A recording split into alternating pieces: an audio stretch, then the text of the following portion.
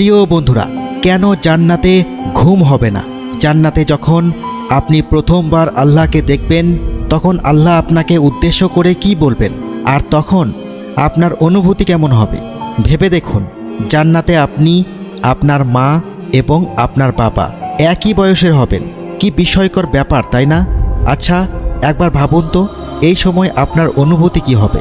প্রিয় ভাই ও বোনেরা, জান্নাত আপনার জন্য অপেক্ষা করছে। সেই জান্নাত আপনার অপেক্ষায় আছে যার তলদেশ দিয়ে স্রোতধারা প্রবাহিত হয়। জান্নাতে যখন প্রথম নিজের স্ত্রীকে দেখবেন তখন 40 বছর পর্যন্ত অবাক হয়ে যাবেন। 40 বছর শুধু হা করে তাকিয়ে থাকবেন। জান্নাতে রোজা রাখতে হবে না, নামাজ পড়তে হবে না, অজু করতে হবে না, জান্নাতে কিছু করতে হবে না। কেন আমরা রোজা রাখি? কেন আমরা নামাজ পড়ি?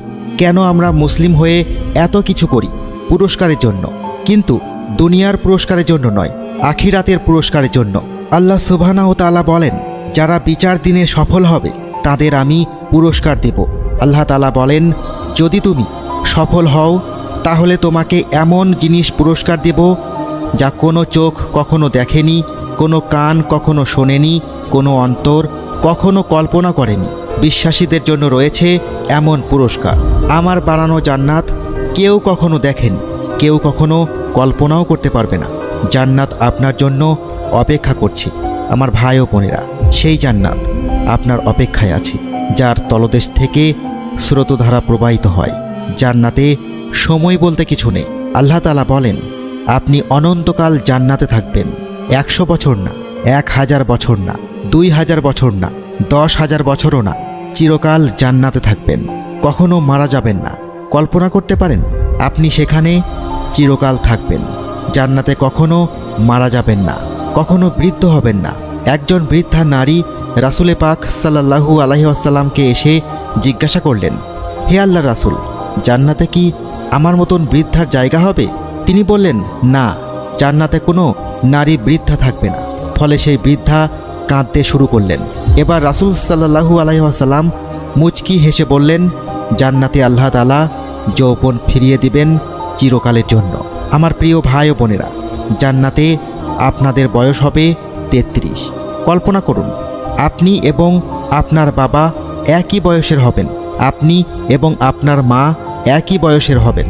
জান্নাতে আপনি আদম আলাইহিস সালামের মতন লম্বা হবেন, প্রায় 30 মিটার লম্বা। জান্নাতে আপনাকে কখনো টয়লেট করতে হবে না, কখনো 1 নম্বর, 2 নম্বর, 3 নম্বরও করতে হবে না। অনেকে তো 3 নম্বর কি তা সম্পর্কে জানেন না।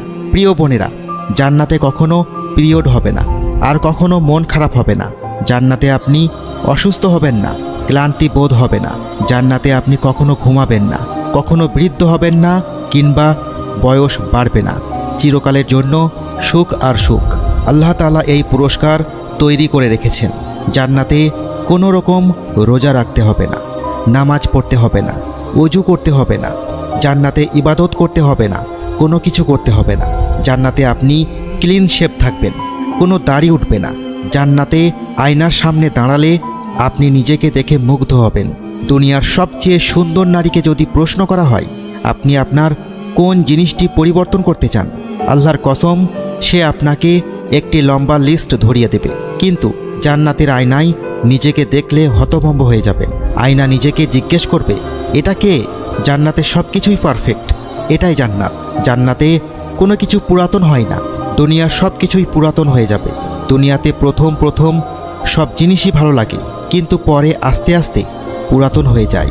রাসূলে পাক সাল্লাল্লাহু আলাইহি ওয়াসাল্লাম বলেন, জান্নাতে একটি ফল খেতে চাইলে সেই ফলটি আপনার সামনে চলে আসবে। প্রথম কামড় দিবেন আর বুঝতে পারবেন এমন স্বাদের ফল কখনো আপনি খাননি। দ্বিতীয় কামড়ের পর স্বাদ আগের চেয়ে আরও বেড়ে যাবে। জান্নাতে যখন নিজের স্ত্রীকে প্রথমবার দেখবেন 40 বছর ধরে হতভম্ব হয়েই দেখতেই থাকবেন। একবার চোখ সরিয়ে দ্বিতীয়বার যখন আবার স্ত্রীর দিকে তাকাবেন তখন তার সৌন্দর্য আগের থেকে আরও বেড়ে যাবে।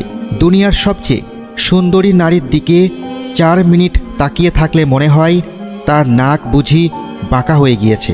আর জান্নাতের রূপ শুধু বাড়তেই থাকবে। রাসূল সাল্লাল্লাহু আলাইহি ওয়াসাল্লাম বলেন, জান্নাতে আপনার স্ত্রীর রূপ হবে সূর্যের আলোর মতন, আর হুরের রূপ হবে মোমবাতির আলোর মতন। আল্লাহ এই সব কিছু আপনার জন্য তৈরি করে রেখেছেন। আল্লাহ রাসূল সাল্লাল্লাহু আলাইহি ওয়াসাল্লাম আপনার জান্নাতে তাঁবুর বর্ণনা দিয়েছেন। তিনি বলেন, জান্নাতে আপনার তাঁবু হবে শুধুমাত্র একটু মুক্তা দিয়ে তৈরি। তাঁবুর উচ্চতা 60 মাইল এবং প্রস্থ 60 মাইল। এটা শুধু একটি তাঁবুর বর্ণনা, প্রাসাদ নয়। আপনার প্রাসাদের ইটগুলো সোনা ও রূপা দিয়ে তৈরি। ইটগুলো মেশক দিয়ে জোড়া লাগানো হবে। এই সব কিছু আপনার জন্য। দুনিয়াতে যারা একটু ধৈর্য ধারণ করবে, পরকালে আল্লাহ তাআলা তাদেরকে জান্নাত দিয়ে পুরস্কৃত করবেন। জান্নাতের সবচেয়ে আকর্ষণীয় জিনিস কি জানেন? আল্লাহ তাআলা আমাদের সবাইকে একত্রিত করবেন। এরপর তিনি সরাসরি আমাদের সাথে কথা বলবেন। একবার শুধু মুহূর্তটা ভেবে দেখুন। আল্লাহ আমাদের সবাইকে ডেকে কথা বলবেন। আল্লাহ তাআলা বলবেন, তোমরা কি আরও কিছু চাও? চিন্তা করুন। আল্লাহ তাআলা আপনাকে জিজ্ঞাসা করলেন, তোমার জন্য আমি কি করতে পারি? আমরা বলবো, হে আল্লাহ তাআলা, আপনি আমাদের জাহান্নাম থেকে বাঁচিয়ে জান্নাত দান করেছেন। এখানে চিরকাল বেঁচে থাকার সুযোগ দিয়েছেন। এত এত নিয়ামত দিয়েছেন। হে আল্লাহ, আর কি চাওয়ার থাকতে পারে? আল্লাহ বলবেন, তোমরা কি সন্তুষ্ট? আমরা বলবো, হ্যাঁ, আমরা সন্তুষ্ট। আমাদের আর কিছুই চাওয়ার নেই। আল্লাহ তাআলা বলবেন, তাহলে এখন থেকে তোমাদের উপর আমি আর কখনোই অসন্তুষ্ট হব না। একবার শুধু ভাবুন, আল্লাহ আর কখনো আপনার প্রতি অসন্তুষ্ট হবেন না। এখানেই শেষ নয়। রাসূল সাল্লাল্লাহু আলাইহি ওয়াসাল্লাম আরও বলেন, আল্লাহ আমাদের আবার একত্রিত করবেন। তিনি আমাদের জিজ্ঞাসা করবেন, তোমরা কি সন্তুষ্ট? তোমরা কি খুশি? আমরা বলবো, হে আল্লাহ, আমরা আর কি চাইব? আপনি তো আমাদের সব কিছুই দিয়েছেন, জান্নাতে প্রবেশ করিয়েছেন এবং আপনি আরও বলেছেন আপনি আর কখনোই আমাদের উপর অসন্তুষ্ট হবেন না। আর কি চাওয়ার থাকতে পারে? এরপর আল্লাহ তাআলা বলবেন, আজকে আমি আমার পর্দা সরিয়ে দেব। তোমরা স্বচক্ষে আমাকে দেখতে পাবে। একটু ভাবুন, আপনি আল্লাহকে দেখছেন। সাহাবীরা জিজ্ঞেস করলেন, হে আল্লাহ রাসূল, আমরা কি স্বচক্ষে আল্লাহকে দেখতে পারবো? রাসূল সাল্লাল্লাহু আলাইহি ওয়াসাল্লাম পূর্ণিমার চাঁদের দিকে ইশারা করে বললেন, এই পূর্ণিমার চাঁদকে যেভাবে পরিষ্কার দেখতে পাচ্ছ, ওই দিন আল্লাহকেও সেভাবে দেখতে পাবে। এটাই জান্নাতের সবচেয়ে বড় পাওনা। দুনিয়ার 50-60 বছর কিছুই না। যারা পরিশ্রম করবে, ইসলামকে আঁকড়ে ধরে রাখবে, আল্লাহ তাআলা তাদের জন্য এই পুরস্কার তৈরি করেছেন। বিশ্বাসীদের এই পুরস্কার দেয়া হবে। একটু কল্পনা করুন, আল্লাহকে দেখার মুহূর্তগুলো কতই না সুন্দর হবে। প্রিয় ভাই ও বোনেরা, আমাদের এই পুরস্কার পেতে হলে কিছু ত্যাগ স্বীকার করতে হবে। দামি গাড়ি কিনতে চাইলে পরিশ্রম করতে হবে। দামি বাড়ি কিনতে চাইলে এর চেয়ে দ্বিগুণ পরিশ্রম করতে হবে। আর আল্লাহর পুরস্কার পেতে হলে দুনিয়ায় কঠোর পরিশ্রম করতে হবে।